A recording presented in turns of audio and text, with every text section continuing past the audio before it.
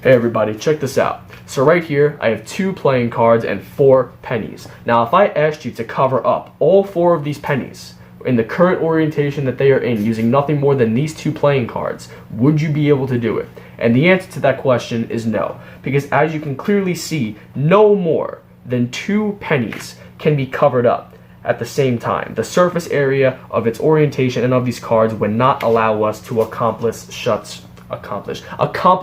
such a feat. Try saying that 5 times fast. But we can actually, I cannot speak. We actually can make this happen using just a little bit of magic. Let me show you what I'm talking about. So, if I want to get this coin underneath this card, all I need to do is get it to protrude through the card mat. So take a look. All I need to do is go boop, and you should have saw it happen right there. You can now see there are now 2 coins underneath that card. If I want to get a 3rd coin underneath that card, it takes the right touch. So watch closely. I'm going to try to make the coin go underneath this card without you seeing it actually happen. So watch carefully. We'll take it, and just like this, a little bit of a sprinkle, and you should see the coin completely vanishes, and yes indeed, right there underneath the card. And we have 1 more coin to go, the one that's been underneath this card the entire time. This one requires a little bit of a snap and a little bit of a brush, and you can see the coin completely vanishes because of course it is right there underneath the card. All 4 coins, 2 cards, and at this point everything can be closely examined. Alright guys, hopefully you stuck around for the tutorial. This trick is actually pretty easy to perform for the most part, and I think you guys are going to have a lot of fun with this one. I really love this routine in particular because everything flows exactly as it should, and every little movement has the perfect justification. And I'll get into more details on that as the tutorial goes on. But for now, let's get into the materials you're going to need to perform this, and these include 4 coins. Any 4 coins will work as long as they are the same coin. So for this example, I'm using 4 pennies. Go ahead and grab a deck of cards. Literally remove any 2 cards. It does not matter what cards you use. I just chose a perfect pair of aces because I'm a goddamn magician. And then, certainly, or last but certainly not least, you need a surface like a handkerchief, a towel, a cloth, something like that. Something that's thick and cushiony. Is cushiony a word? I have no idea. But you want it to be soft, thick, and cushiony, and you'll see why a little bit later on. Of course, these are my YouTube videos, and I'm going to use my card mat because I want to look professional. But it's very unlikely you're going to be carrying a card mat everywhere you go, even if you are a magician. So, you know, it's more of like an impromptu trick you could do in like a restaurant. Grab some change, grab a deck of cards, and then maybe grab one of those thick handkerchiefs they wrap the silverware in. But you get the idea. And once you have all of your materials, you are ready to perform. So for starters, you're going to arrange the 4 coins in a square-like formation just like this, and make sure there's a good amount of distance in between each of them. And then you're going to take your 2 cards and you're going to start rambling on about it's impossible to cover up all these coins using just 2 cards. By the way, I'm not going to go in-depth with the pattern in the tutorial. Just re-watch the performance and refer to that, or come up with your own pattern. I highly encourage that you do so. So you're going to be going on with your pattern, and you're going to construct your movements just like this. Now pay very close attention. You're going to cover the bottom left-hand coin and the top right coin just as so. You're going to move the bottom left to the top right, just like this. Then you're going to move the top right out from underneath, cross your arms, and then cover this coin. Now at this point, I've done nothing sneaky, no sleight of hand whatsoever. But you want to construct your movements just like that, because now, when you uncross your arms and you come over to these 2 coins, you're pretty much doing the same exact thing. But now, you can see there's 2 coins here and 1 coin here because I secretly stole this coin away. So you're going to cover these 2, and you're going to use your fingers right here to just grab that bottom right-hand coin and hold it underneath the card just as so. Hence why you want something thick and cushiony. If I were to just perform this trick on this flat wooden table by itself, it's going to be extremely difficult to pick up that coin, and plus it's going to make a little bit of noise, and you don't want that. So that's why you want something thick and cushiony, alright? So you're going to cover here. You're going to secretly grab this coin from underneath just as so. You're going to bring the top left, the top left to the bottom right, just like this. Slide out the bottom right. Again, you have the coin underneath here at this point. Cross your arms, and put this down over here and set both down. So at this point, the spectators think there's a coin here, coin here, coin here, coin here, but now there's nothing here. And there's 2 coins here. So this is known as the one ahead principle. The entire trick, you're going to be a step ahead of the spectator. And the reason why you want to construct your movements very carefully here is you want everything to look consistent. You're here, you're moving 1 card at a time. Over, slide out, cross, uncross, 1 card at a time, cross, cross. And I'm already done that. My first tendency when I very first learned this effect is I would do this. I would cover here and I would swatch. I would switch both cards at the same exact time, just like this. But then over here, when I needed to do the dirty work, then I did this. That looks very suspicious because it's not consistent. So you want to make sure that when you do this, you want to keep all of the moves as consistent as possible, just like this. And again, now that looks much better, okay? So, I didn't even do that. So, you've done the switch at this point, so now you're here. 2 coins here, 1 coin here, 1 coin here, no coin here, okay? So, once you're here, you're going to pick up the very first coin, and you're going to, again, go on with the pattern any way you want, but you're going to make it appear as if you protruded through the card mat. So, here's what you're going to do. You're going to lift up the corner of the card mat using your index finger and your middle finger just as so. Notice how you have these 3 fingers still free underneath. That's very important. You're going to see what's about to happen. So you're going to take the coin, you're going to show it, you're going to go underneath the card mat, but as you go underneath, you're actually just grabbing the coin with your middle and ring finger of the free hand just as so. So you're coming underneath, you're grabbing the coin with the middle and ring finger just as you can see here. And then you're just going to continue sliding your hand underneath like you still have the coin. And do like a little bit of a, go underneath the card, do like this little bit of a pushing action, make it more believable. Slide your hand out. And I didn't do this in the performance, but you can show your hand empty. Don't bring attention to it. Don't be like, yeah, you can see my hand's empty. Don't do that shit. Just pull your hand out. You can casually show it. And then you can slide this card out and show there's 2 coins. Now, all the attention is going to be right here. So you're going to be sliding the card back.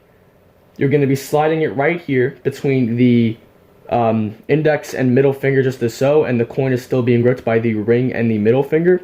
So you're sliding the card back, you're gripping the card, taking it all out just like this. So now you're holding the coin right here behind the card, and you don't need to worry about it. The card covers everything, but even if someone was looking here, you're okay because all the attention is right there on the table.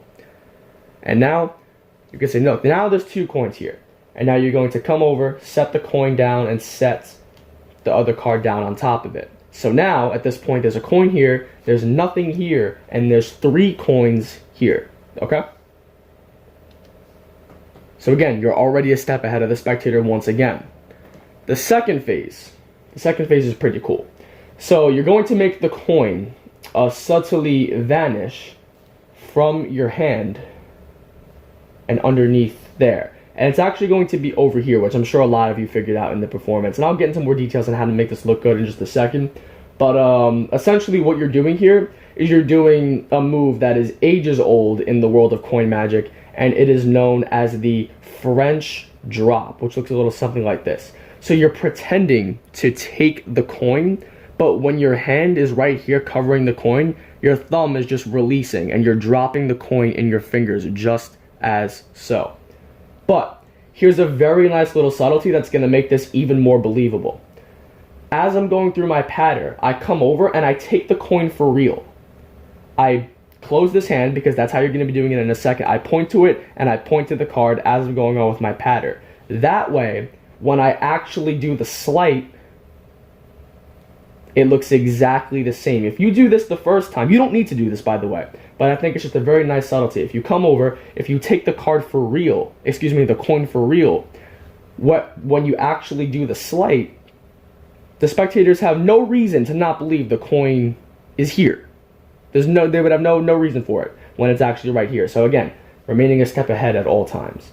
So you're going to come over, pretend to grab, do the French drop, curl these 3 fingers in, so now you have it palmed, close the fist, point to the card like you did the first time. Again, consistency is key. I should mention that. Look, I'm not going to do this light. Going to do this light. Everything looks consistent, which makes it more believable. So once you are in this position, you're going to take the hand with the palmed coin and casually just drop it down here to your side, drop it down in front of the table like this, whatever works. Because again, all the attention is going to be right here. In the performance, you might have been able to see some little awkward movements, which I'll talk about in just a couple of seconds, but that's because the camera is focused in a fixated position. In real life, again, you can actually direct your spectators' attention, misdirect them where you want them to. Everyone's going to be looking here. No one's going to be looking at the dirty hand. So even if you are moving your fingers a little bit, they're not going to actually see it like you might have in the performance, okay? So you're here, and now you drop this to the side. So there's no coin here. I just pretend to do this, make it vanish. Now, as I'm doing this, over here with the dirty hand, I'm maneuvering the coin from inside all the way to my fingertips, just like this, okay, casually. So I'm doing that, and now I'm going to come over with the free hand and show now the third coin has appeared underneath the card just as so. Now again, all the attention is right there, so while the attention's here, you're going to drag this card back. You're going to bring this hand up with the coin, put it right here, so now the coin is underneath the card. And the perfect justification for doing this, because technically there would be no justification for putting the coin in the opposite hand, but the card, I should say, the card in the opposite hand, but I come over here and I say now there's 3 coins, and I use now the free hand to point, so it's the perfect justification to come over and put the card over here, if that makes sense. So now you have the last and final coin underneath here at this point. You can go ahead and you can set this down. And now the trick is essentially done because there's nothing here from earlier. Again, the one ahead principle. So it's completely up to you on how you want to reveal this. Me, I like to just snap my fingers and like do this little brush with this card and say, look, now it's over here. And minds are blown.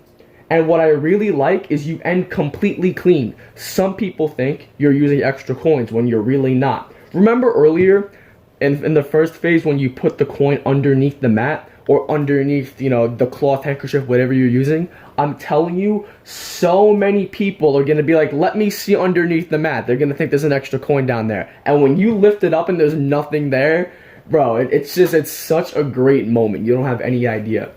And before I end this here, I do want to give you guys one small little tip. And when you are placing the coins down, you want to be very careful not to make noise. You don't want the coins to like touch each other too much, otherwise that could be an indication that you're up to no good. So what exactly am I talking about? So let's say we're here in the beginning scenario, right? I take a coin and I'm doing this, right? So I secretly come underneath, I stick the coin right there in between the middle ring finger like I showed you earlier, pretend to place it under, slide this out, show it's now underneath here, grab. So again, I have the coin secretly here. Now, when I place it down, I don't want this to happen. You heard that? You heard how it hit the coin? That's a dead giveaway. You don't want that. So you do want to be very, very cautious, be very, very mindful that when you're placing the coin down, you place it a little bit in front of the other so it hits the soft surface, and you can just place the card down just as so, and there's no noise. And that's another reason I should mention why you want to have a cushiony surface to do this on. That way when you place the coin down, it also won't make noise. If I'm doing this again on this wooden table,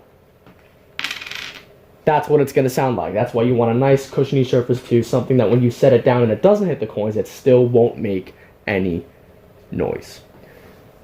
So I think I covered everything in a good amount of detail. I don't think anything should be too confusing, but I know sometimes things can get a little bit lost in translation. So if you guys have any questions, and I mean any questions, do comment them in the comment section below. I will clear up absolutely anything. Excuse me. I will clear up absolutely anything that you need. But yeah, that's pretty much it for this video. I hope you guys enjoyed it. Make sure you leave a like, share the video with your friends, subscribe, all that good stuff. And I will see you guys for my next video. Cardtrix 8 signing off. Peace out.